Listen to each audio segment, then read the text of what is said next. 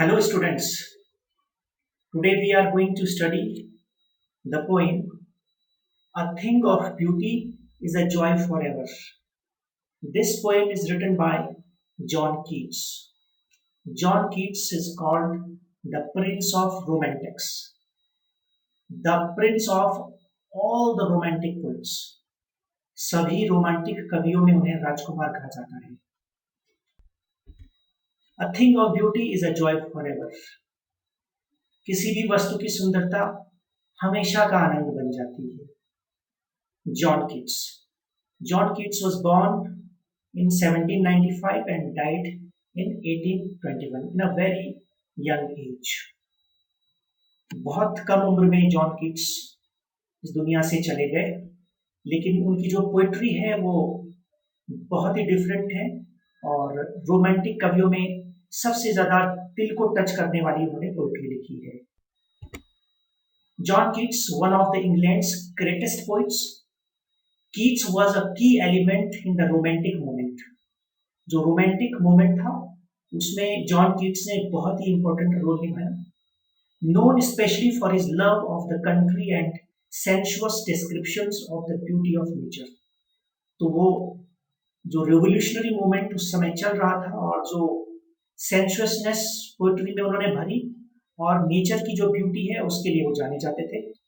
His poetry also responded with deep philosophic questions. So his poetry also resonated with deep philosophic questions.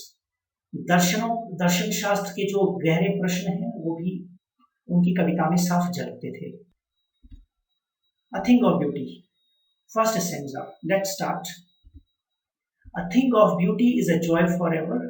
Its loveliness increases. It will never pass into nothingness, but will keep a bower quiet for us, and a sleep full of sweet dreams and health, and quiet breathing. Bower means a shady place under a tree. Explanation.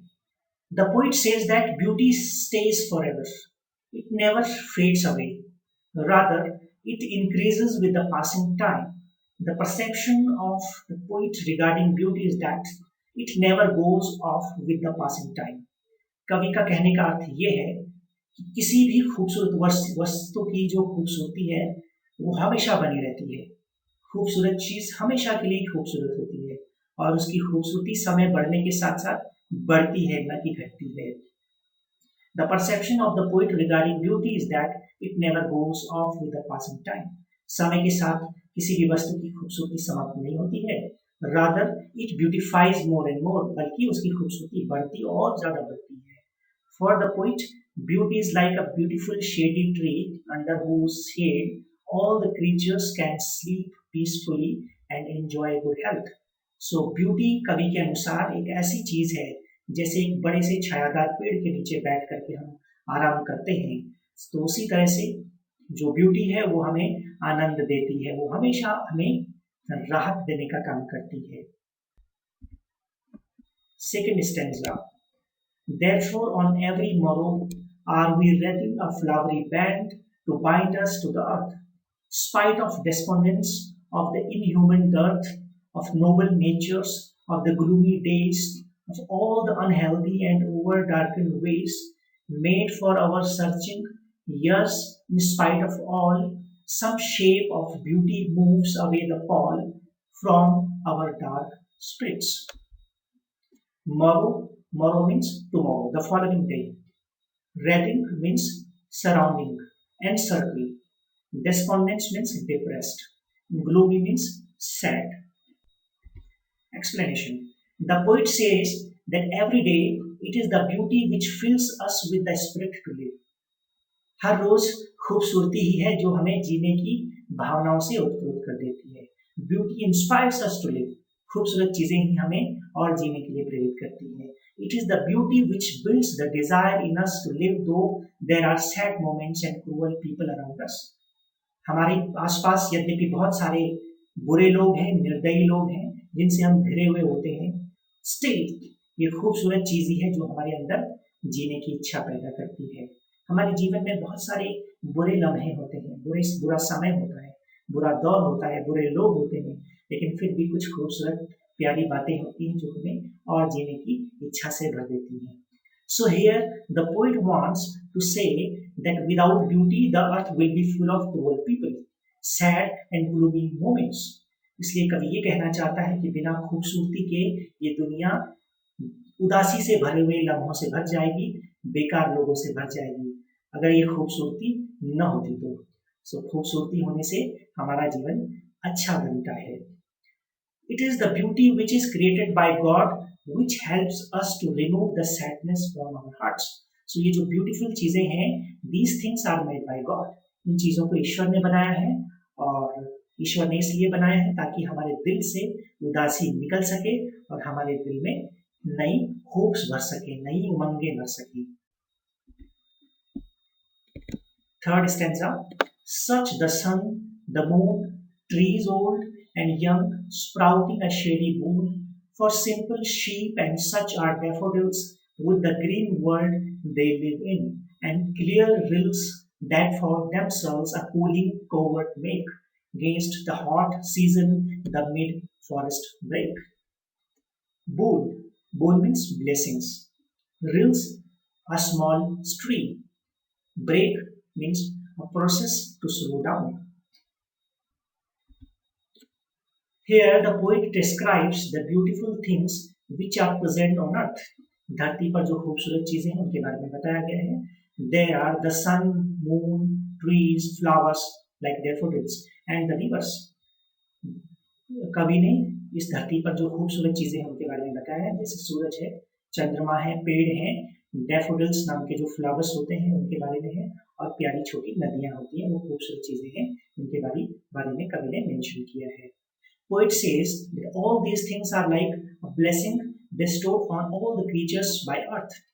तो ये सारी की सारी चीजें एक प्रकार की वरदान हैं जो पृथ्वी ने जो ईश्वर ने हम पृथ्वी के प्राणियों के ऊपर जो आशीर्वाद दिया है, आशीर्वाद के तौर पर इन खूबसूरत चीजों को हमें वरदान स्वरूप दिया है. He further describes that the trees provide us with their shade, flowers with their beauty, and rivers with their coolness during the hot summers. कवि आगे कहना चाहता है कि छायादार पेड़ गर्मी के समय हमें छाया देने का काम करते हैं, फूल हमें प्यारे प्यारे फूल देने का काम करते हैं, और नदियां हमें ठंडा पानी देने का काम करते हैं तब जब हमें इनकी बहुत जरूरत होती है. हॉट समर्स, गर्मियों में. So all of these are the beauties of nature which are like a boon for us. तो ये प्रकृति की सारी चीजें हैं जो हमारे लिए वरदान है, और ये चीजें बहुत खूबसूरत है, बहुत प्यारी है. Fourth stanza. We have imagined for the mighty dead all lovely tales that we have heard or read, an endless fountain of immortal drink, pouring unto us from the heavens brink. Grandeur. Grandeur means high rank or social importance. Mighty means enormous. Immortal means never dying, and brink means edge. The poet further carries on with the description of the more beautiful things present on earth. कभी आगे धरती पर और कौन कौन सी खूबसूरत चीजें उनके बारे में बताता है. Such as the beautiful musk roses which have such a nice fragrance. Musk rose एक प्रकार का जंगल में होने वाला प्यारा एक पौधा है जिसे बहुत ही प्यारी फ्रेग्रेंस, ब्यूटीफुल फ्रेग्रेंस, प्यारी सी खुशबू आती है. Then he describes the tales of the mighty warriors who laid their lives for their countries or for humanity.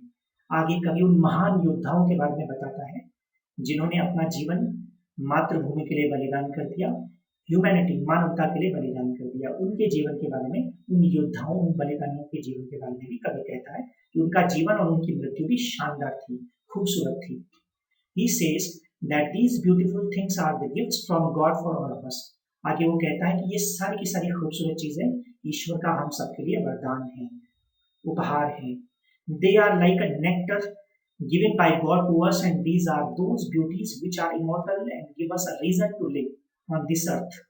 तो ये सारी की सारी चीजें जो कि ईश्वर ने हमें दी हैं, ये खूबसूरत हैं और ये कभी समाप्त नहीं होने वाली हैं, और ये ईश्वर ने हम सबको दी हैं जो कि हमें जीने के लिए प्रेरित कर देती हैं on this earth despite having so many sorrows in our life. और यद्यपि हमारे जीवन में बहुत सारे दुख हैं, बहुत सारी परेशानियां हैं, परंतु फिर भी ईश्वर के द्वारा दी गई ये जो वरदान है, ये खूबसूरत चीजें हैं, ये हमें जीने के लिए प्रेरित करते हैं और ये खूबसूरत चीजें हैं जो कि हमेशा खूबसूरत रहती हैं।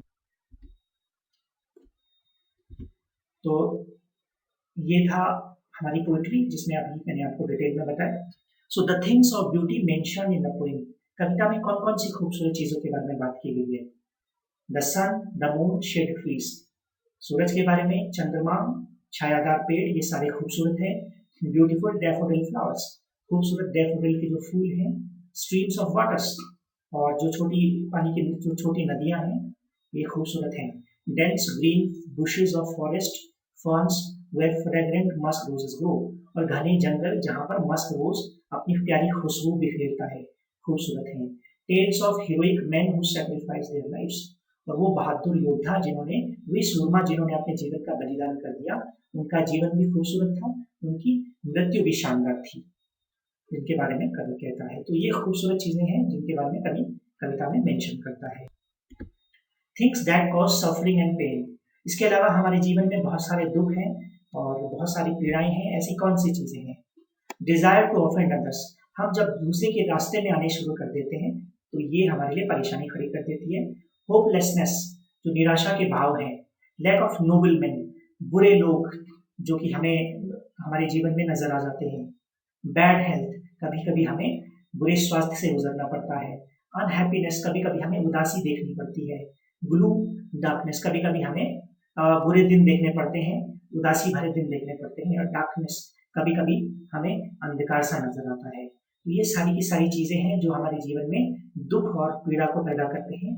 In spite of all these things which create suffering and pain in our life, still God has given so many gifts to us. इसके अलावा ईश्वर ने हमें बहुत सारे उपहार दिए हैं।